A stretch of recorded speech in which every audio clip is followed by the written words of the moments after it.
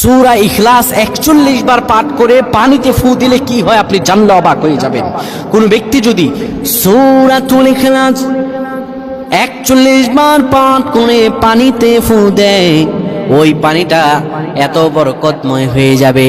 কোন ব্যক্তি যদি ক্যান্সার রোগে আক্রান্ত হয়, কোন ব্যক্তি যদি অসুস্থতায় পড়ে যায়, বিমার আমারে পড়ে যায়, খারাপ অবস্থার মধ্যে পড়ে যায়, আল্লাহ রাব্বুল আলামিন তাকে ওই বিমার আমার বিপদ আপদ থেকে বাঁচিয়ে দিবেন।